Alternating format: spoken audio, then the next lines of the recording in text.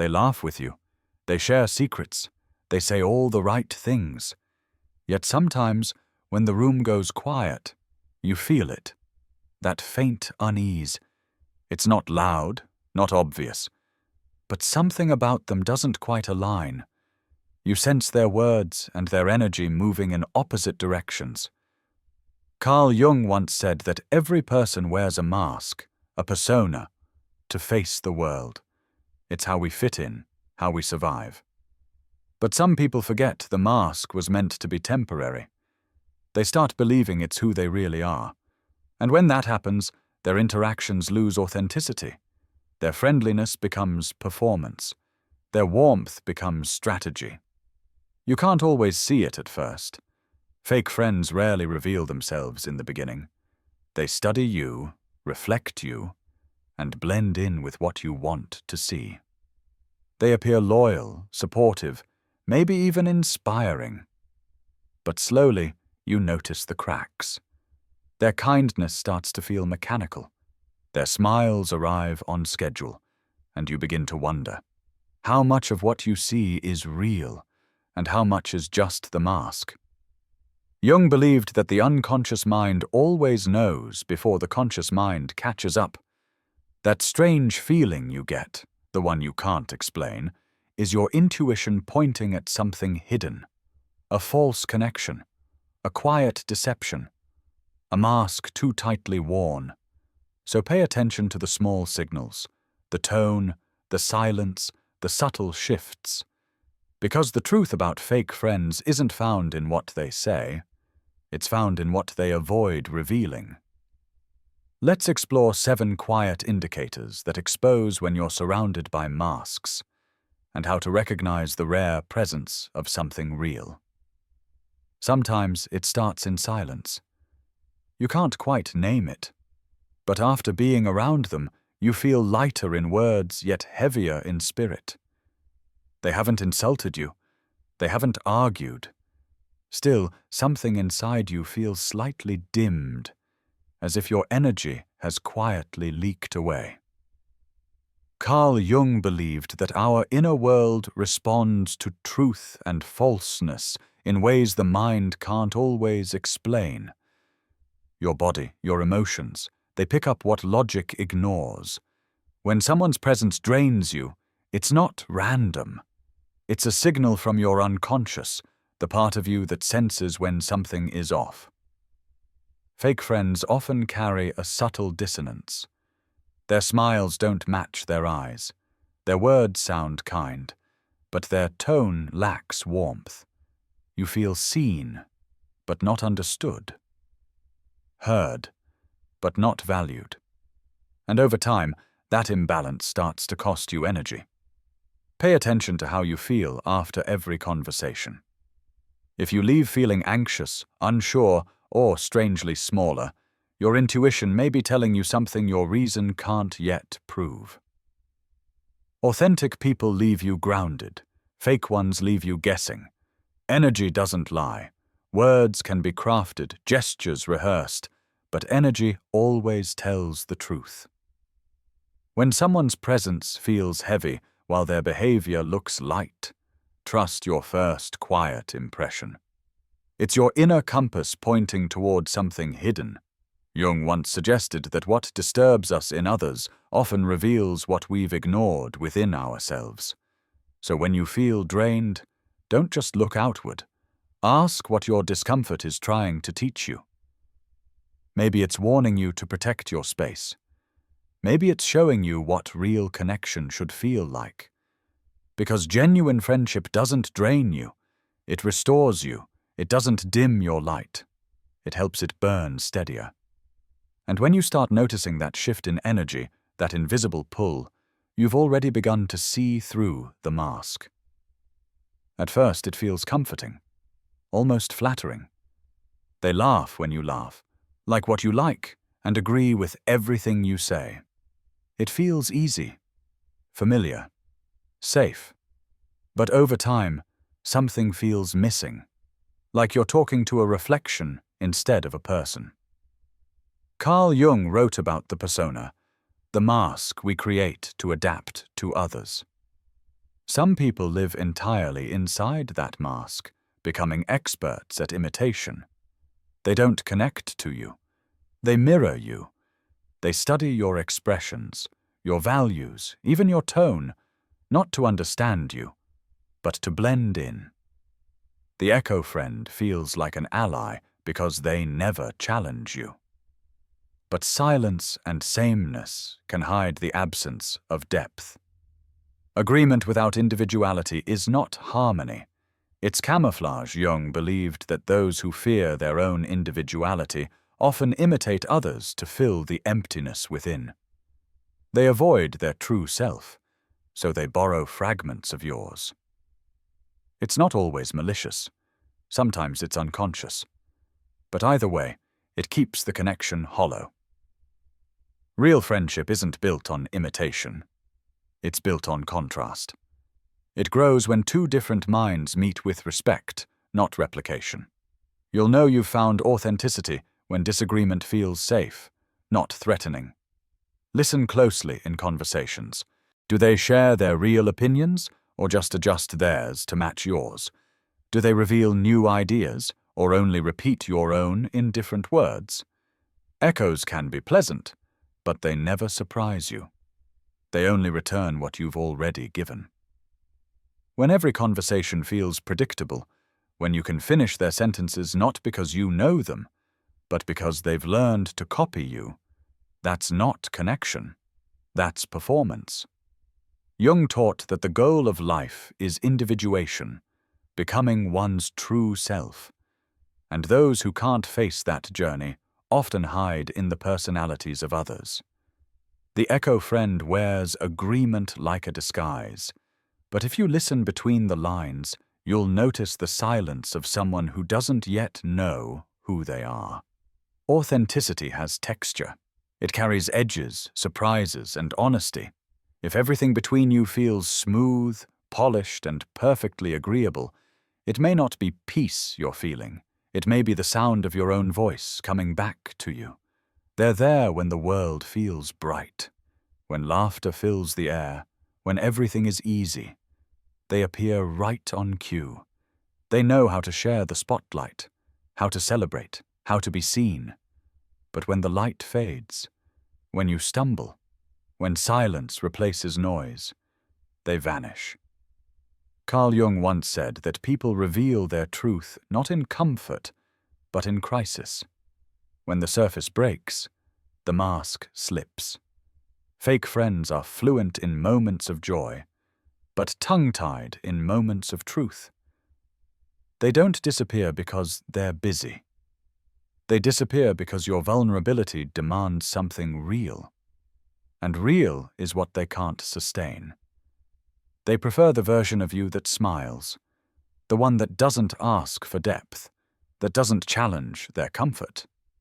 Because depth demands empathy, and empathy requires an inner foundation, something many never built. Notice the patterns. Do they text when you succeed, but stay silent when you struggle? Do they appear in groups, but avoid you alone? Do they say, "I'm here for you," but vanish the moment you reach out? These are not accidents. They are patterns of avoidance. Jung believed that what a person avoids is often where their greatest fear lives. For some, that fear is emotional truth. They fear sadness because it reminds them of their own unhealed pain. They fear honesty because it threatens the mask they wear so tightly. Their absence is not about you. It's about their limits. You simply showed them a part of reality they aren't ready to face. And yet, that's the gift hidden in their distance. When someone disappears, they leave behind space. And in that space, you begin to see who truly belongs. True friends don't need to perform their loyalty. You'll feel their presence even in silence. They stay when things are uncertain, not because it's comfortable, but because connection means more to them than convenience. So don't chase those who vanish. Observe them. Their absence has already spoken. And as Jung reminded us, what withdraws from you might simply be what was never meant to remain. It sounds like praise. It looks like support. But when their words fade, something uneasy lingers. Their compliments don't lift you. They lean just enough to make you doubt yourself. You've done so well lately. I didn't expect that. That's a nice idea. I never thought you'd come up with something like that. They smile as they speak, and yet something in you tightens, because part of you knows that wasn't kindness. It was control disguised as care. Carl Jung often spoke of projection, the quiet act of throwing our own insecurities onto others. People who can't face their shadow try to place it in someone else's light. So when they mock your success in gentle tones, when they twist admiration into subtle superiority, what they're really revealing is their own battle with inadequacy. The fake friend doesn't need to shout their envy. It hides in small gestures, in the pause after your accomplishment, in the quick change of subject, in the compliment that sounds genuine but lands like a bruise. Pay attention to these small fractures. Energy shifts long before words betray intention. Jung believed that the shadow always leaves clues, a flicker in the eyes, a tone too smooth, a smile that doesn't reach the soul. When someone constantly reminds you of your limits disguised as encouragement, when their advice makes you feel smaller instead of wiser, understand that you're not witnessing friendship, you're witnessing projection. They need you beneath them to feel balanced. They lift you up only to remind you who's still in control. But here's the truth. Authentic people don't compete with your light. They add to it. They don't whisper doubt into your victories. They see your growth as proof of their own potential. Jung said, "Everything that irritates us about others can lead us to an understanding of ourselves." So instead of reacting to their subtle sabotage, recognize what it reveals, both in them and in you. It shows their fear of inadequacy, and your growing awareness of it. Remember, you don't need to fight back. You only need to see clearly. Once you recognize the pattern, their words lose their power, because nothing false can thrive once it's been brought into the light. They're friendly, but on their schedule. They open up, but only when it suits their image. They let you close just enough to feel trusted, yet never close enough to truly know them. Every interaction feels managed. Their timing, their tone, their stories, everything lands too perfectly. It's not spontaneity. It's strategy. You start to feel like a guest in a conversation that was rehearsed long before you arrived. Carl Jung called this the dominance of the persona, the mask we wear for the world. For some, that mask becomes a fortress. They don't connect to people. They curate perceptions. They fear being seen for who they truly are, so they build relationships like stage sets, convincing from a distance, empty when approached. Fake friends maintain closeness through control. They decide when affection appears and when it withdraws. They text when they need validation, vanish when you need presence. They give just enough warmth to keep you hoping, but never enough honesty to build trust. And here's the hidden pattern. You begin to adjust to them. You start waiting for their timing, mirroring their moods, measuring your words so you don't break their invisible boundaries. Without realizing it, you've started orbiting their comfort zone. Jung believed that power imbalances reveal where authenticity has been replaced by manipulation. When someone constantly manages how close you can get, it's because intimacy would expose the cracks in their performance. True connection isn't tidy. It doesn't need precision or control. It grows in unpredictability. When friendship feels staged, when every emotional moment feels edited, you're not in a relationship, you're in a role. Ask yourself, do I feel free around them or careful? Do I express myself fully or do I edit to fit the script? If you feel like you're auditioning, It's a sign that the relationship isn't built on trust, it's built on image. And here's the quiet truth Jung would point toward. People who control connection often fear rejection. Their distance isn't power, it's protection. They manage relationships not to manipulate others, but to protect the mask from being seen through. So when you notice the control, don't chase it. Step back and observe. Freedom in friendship is the surest sign of truth. When someone lets you see them without control, without calculation, that's when the mask falls. They say the right words, they nod at your pain. They offer comfort that looks perfect on the surface. And yet, something feels hollow. There's a space between their words and their presence, a subtle distance you can't ignore. It's not cruelty. It's not malice. It's the absence of genuine understanding. Carl Jung spoke of the shadow, the parts of ourselves we refuse to see. True empathy, he suggested, comes from facing your own shadows.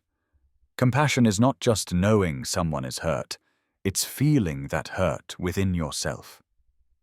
When people have not confronted their own inner conflicts, their empathy becomes performance. It's polished, rehearsed, and safe, but it cannot carry the weight of real connection. You might notice it in small ways, a pause that doesn't land, a touch that doesn't warm, words that comfort the mind but bypass the heart. They know the phrases to use, but not the truth to feel, and the effect is subtle. You leave the conversation unchanged. You might even question yourself, thinking perhaps you are imagining the distance, but your intuition, that quiet inner compass Jung trusted, knows. It senses the absence of genuine resonance. Observe how you feel afterward.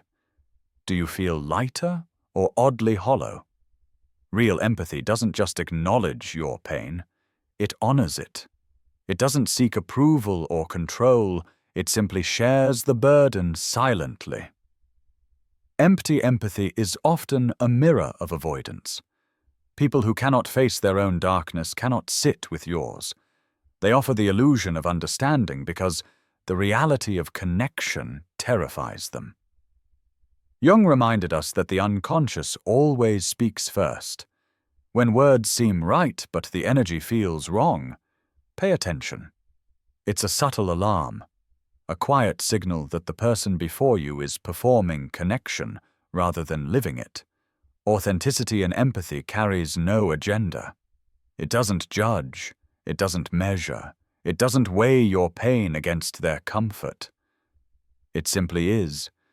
And when you encounter that rare presence, you feel it immediately. In your body, in your mind, in the quiet truth between words. It's subtle, almost invisible. You share a success, a small victory, a personal breakthrough, and their smile feels slightly tight. Their congratulations arrive, but not fully. It's polite, measured, and somehow restrained. This is not loud rivalry. It's quiet, almost invisible, but persistent. Carl Jung called this the shadow, the part of ourselves we refuse to face. Envy, unacknowledged, often hides beneath politeness and smiles. People who cannot confront their own shadow sometimes compete silently, their tension growing in the spaces where celebration should exist. Notice the patterns. Do they subtly compare achievements to yours? Do they downplay your wins, or shift the focus back to themselves? Do you feel a strange unease even when the words say encouragement? This is not about their words. It's about the energy they carry. Jung taught that true individuation requires recognizing and integrating the shadow. Those who avoid their inner conflicts often project them outward, making subtle competition a constant undercurrent in their interactions. It's not always conscious. They may believe they are being supportive, but the shadow operates quietly, shaping behavior in ways their mind cannot see. Real friends don't measure your success against their own.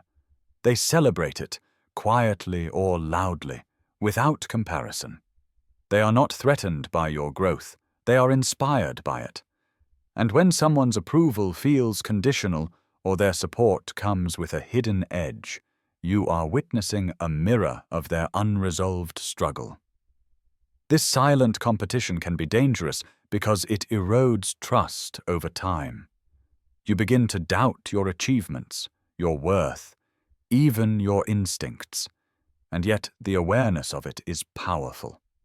Once you notice the pattern, you no longer need to take it personally. You see it for what it is: projection, shadow, and self-preservation disguised as camaraderie. The lesson is quiet but profound. Celebrate your own victories, stand in your own light, and recognize the friends who rise with you, not those who subtly pull you down, because when the shadow is recognized, its power to control the relationship begins to fade. Before pointing a finger at others, turn quietly inward. Sometimes the masks we notice are reflections of the ones we wear ourselves. Jung believed that what irritates, confuses, or disturbs us in others often reveals what we have not yet faced within ourselves. Take a moment and ask, are these people truly false, or am I expecting them to be something I'm not yet willing to be? Are their behaviors exposing their own shadows, or reflecting my own hidden fears? The truth is subtle. Fake friends do not always arrive with warning signs flashing. Their masks are often seamless. But your intuition, your inner awareness, senses the fractures. It whispers in the pauses, the drained energy, the hollow compliments, the patterned absences. It nudges you toward clarity, long before the mind fully understands, Jung said. The privilege of a lifetime is to become who you truly are. Authenticity begins with self-recognition. When you know your own values, your own boundaries, your own shadow, the masks around you become easier to see. They cannot hide in the presence of truth. So observe quietly. Notice the energy, the consistency, the depth, the warmth. Look for the ones who stay when it's hard, who celebrate without envy, who speak without performance. Those are the rare presences worth keeping. And as for the others? Step back. Let them go. The masks they wear are not yours to carry. Your clarity, your authenticity, is the light that exposes all pretense. Because the journey isn't just about recognizing fake friends. It's about understanding yourself. It's about standing in your own truth, so that when real connection arrives, you will know it immediately. Even after you've seen the signs, even after you've recognized the echoes, the absences, the subtle undermining, the world remains full of masks. Some are harmless, some are heavy, and some will always hide their truth from you. Carl Jung reminded us that life is a journey of individuation, the process of becoming fully ourselves. Along the way, you will meet many who reflect shadows, illusions, and unfinished stories. Not all of them are meant to stay. Some are teachers, some are mirrors, some simply pass through. The real question is not who is fake, but how you respond. Will you let their masks obscure your own light? Or will you carry your clarity forward, moving through the world with authenticity as your compass?